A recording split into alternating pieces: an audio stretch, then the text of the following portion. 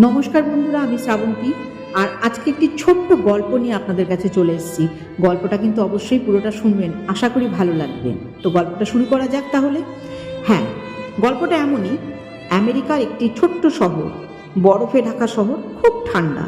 সেখানে একটি ভিক্ষুক একজন কোটিপতি ভদ্রলোকের ঘরের বাইরে বসেছিলেন।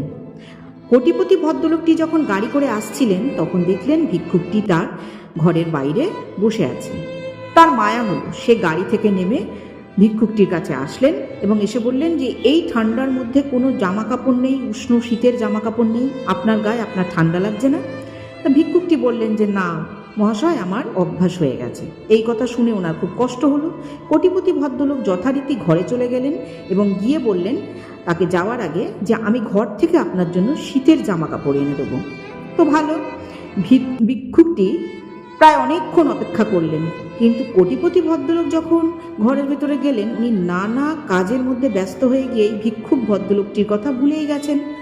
যেই সকাল হয়েছে হঠাৎ করে তার মনে হলো যে হ্যাঁ, আমি তো একজনকে কথা দিয়েছিলাম যে শীতের জামা কাপড় দেবো। যেই না ওনার মনে পড়েছে সঙ্গে সঙ্গে উনি বাড়ির ভিতর থেকে বেরিয়ে সেই ভিক্ষুকটিকে খোঁজার চেষ্টা করছেন এবং পেলেনও, কিন্তু সে বেঁচে ছিল না, মৃত অবস্থায় পেলেন। আর তার হাতে একটি চিরকুটে লেখা ছিল, মহাশয়, আমি যখন ঠান্ডার সঙ্গে লড়াই করার ক্ষমতা রাখছিলাম তখন কিন্তু আমি শীত বস্ত্র ছাড়াই লড়ে যাচ্ছিলাম, কিন্তু যেই মুহূর্তে আপনি আমাকে ভরসা দিলেন যে উষ্ণ জামা কাপড় এনে দেবেন, অর্থাৎ শীত বস্ত্র, তখন কিন্তু আমি আমার লড়ার ক্ষমতাটা হারিয়ে ফেললাম আর আপনার কথার উপর ভরসা করতে শুরু করলাম। আপনি আসলেন না, আমি হয়তো এই ঠান্ডায় বাঁচব না। এই কথাটা, এই গল্পটা ছোট্ট হলেও কি শিক্ষা দেয় আমাদেরকে? এটাই বোঝায় যে বন্ধুরা, যদি কারোকে কোনো প্রতিশ্রুতি বা কোনো প্রতিজ্ঞা করে থাকো, সেই প্রতিশ্রুতিটা রাখার চেষ্টা করো। যাকে প্রতিশ্রুতি দিচ্ছ সে কিন্তু তোমার আশায় বসে আছে, সে কিন্তু তোমাকে বিশ্বাস করছে। তাই প্রতিশ্রুতি ভাঙার মতো বিষাক্ত জিনিস এই পৃথিবীতে হয় না। প্রতিশ্রুতি ভাঙা মানে কি জানো?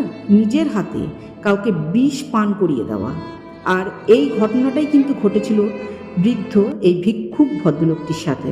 সে কিন্তু দিব্যি লড়তে পারত, কিন্তু ওই যে কোটিপতি যখন তাকে আশ্বাস দিল যে আমি তোমার জন্য জামা কাপড় আনবো, সে কিন্তু ওই ভরসাতেই তার শরীরের সমস্ত কিছু ক্ষমতা হারিয়ে ফেলে তার উপরে ভরসা করতে শুরু করলো।